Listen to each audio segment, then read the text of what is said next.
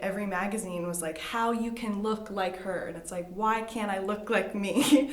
Light skin was the right skin. That was the thing they always used to say. No, this is great. This is like magic. Like you can just like not eat and then like you look prettier. I'm gonna cry. I don't want to be known as the fat kid anymore. The lunch lady looks at you like you shouldn't be eating a cookie.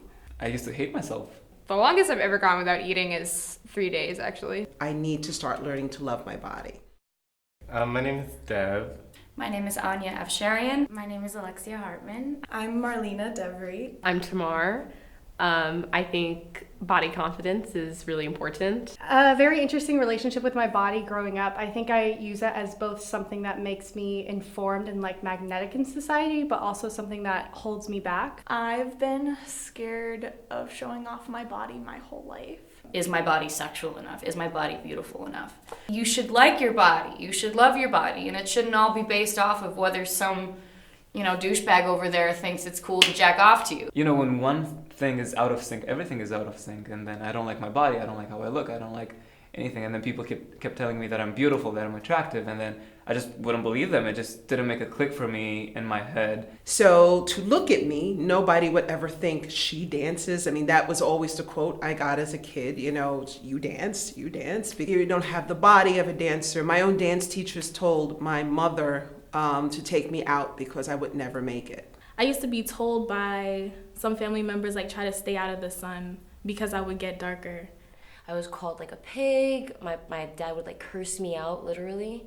It was a really like scary experience. Like I didn't want to be looked upon as like ugly. So I was like, maybe if I don't eat, like they'll love me more. Well, if you want to keep modeling, like you're gonna have to lose weight, and like you're going to have to constantly like fight against the body that you're growing into. I'm an actor, and I feel like most of the time I'm told, like, best friend. When you see other people in the audition room that look exactly like you but are 30 pounds thinner, it's just kind of like, oh.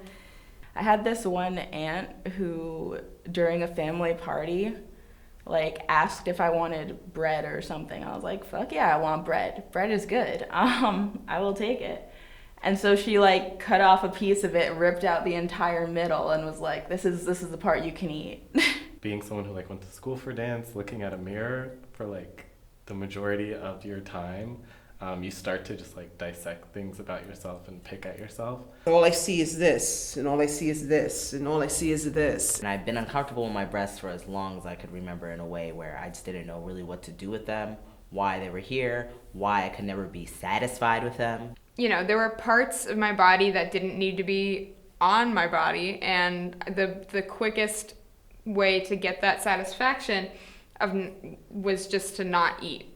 Like as soon as you hit 170, there's no going back, so do not hit 170. Binging and purging and trying to starve and doing anything I can to try and be skinny. Like calorie counting, that was something I started when I was like 13. I remember being around like 8 or 9 telling my mom I wanted a diet. And then when I became 12, I was bulimic and anorexic. I didn't think there was a problem with it back then, but I would like limit myself to like 500 calories a day, done. It's crazy. Every girl I talked to was like, oh yeah, I didn't eat meals like for a year.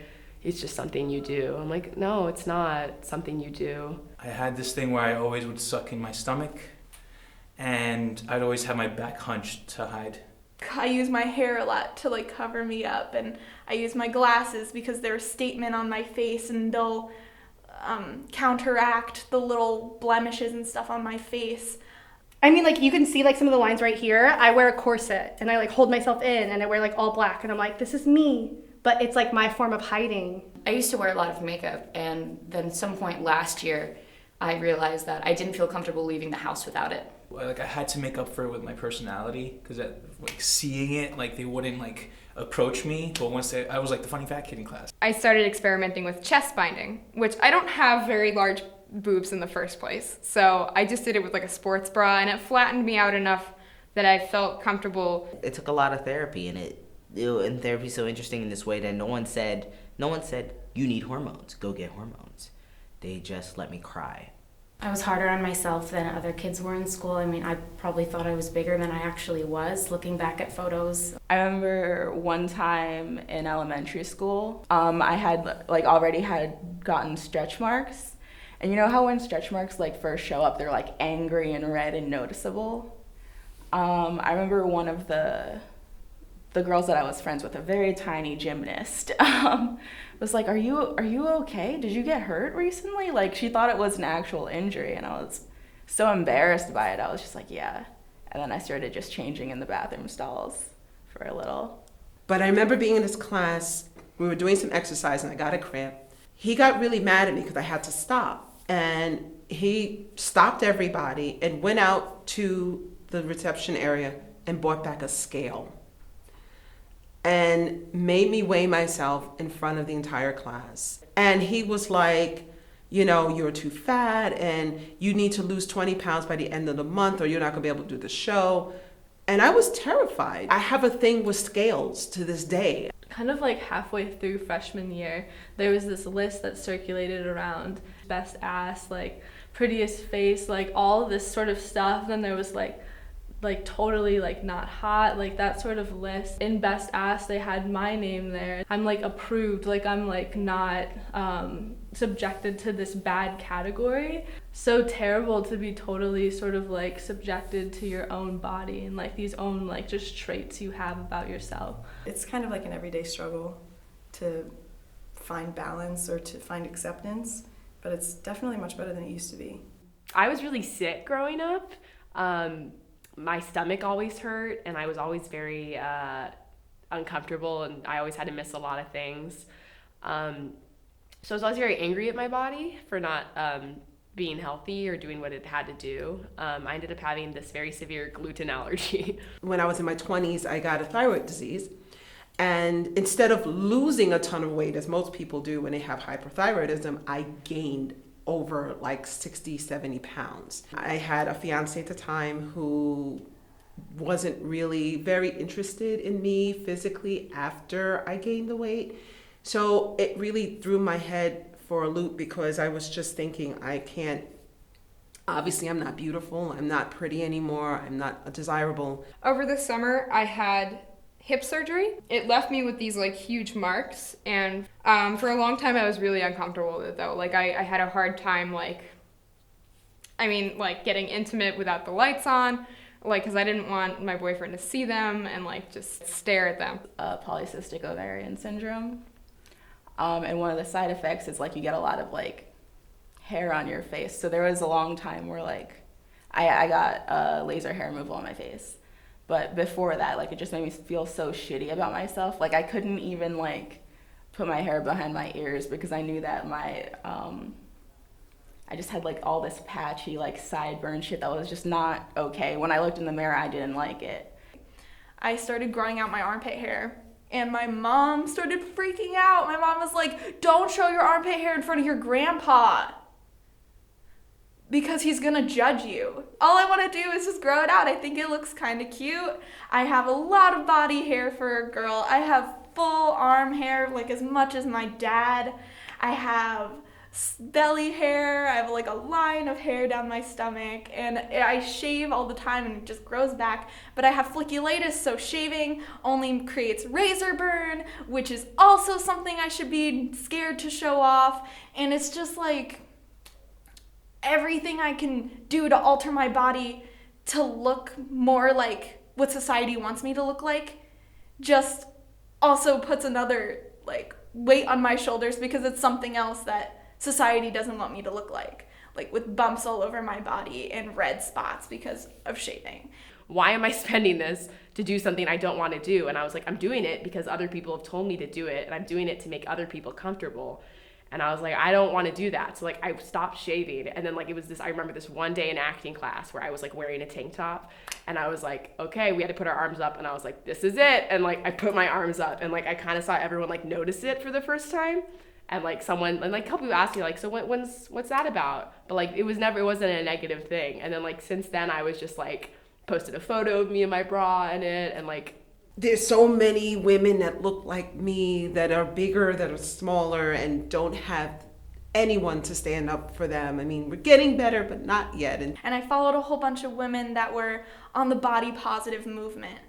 And it made me feel comfortable enough to love my body enough to post it on Instagram. It's like you are constantly comparing yourself to other people, but then there are those that are putting themselves out there, being extremely raw and vulnerable, and it's something I like really admire, something I want to get more into. And there are times I put on certain clothes and I'm like, you look cute today, or you look better today. And then there are days where I look in the mirror and cry. You are all you have at the end of the day. Like the words that you say to yourself when you look in the mirror, that is so important and so vital to how you're gonna live your life. I try to remind myself and tell myself that my body isn't perfect and it's not supposed to be perfect, and like it is exactly what I need it to be and it does what I need it to do. So I used to say really harsh things to myself in the mirror, but I don't anymore. Actually, I like smiling at myself in the mirror. For me, I always tell myself, like, you've come so far. I'm doing what my body needs, but I'm also like feeding my like soul as well with like the things that I'm doing. I feel like self-care and self-love is really big nowadays, especially within 2017 and 2018, and I'm so thankful for it. I guess when I get out of the shower, I have like a full-length mirror in my room, and I'll just like stand in front of it sometimes. And my mom thinks it's very narcissistic because I immediately get caught up whenever like there's an unexpected mirror. I like stare into it. I like look at all my angles. There are days where I just pray and I'm like, Lord, you made me who I am, and I have to rejoice in that. Surround yourself with people that are like-minded and people that don't care so much about the outside. The human body is so complex. It's such a great learning process to work out and practice nutrition.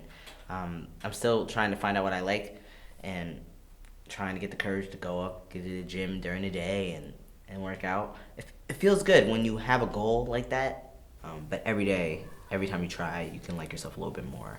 And I think that's the point, is to love yourself a little bit more each day. I hope somebody can say, wow, she's doing what she wants to do. She's dancing. She's overcoming a disease that shouldn't have her walking or doing anything. So I'm hoping to be an inspiration to somebody. Now, I mean, I'm getting much more comfortable with them now. They're part of me and part of like the story of my body and what I have going on. This is my friend, and I'm not gonna be mean to her. I'm definitely struggling, but I do like myself, because if I really didn't like it, then I would be different.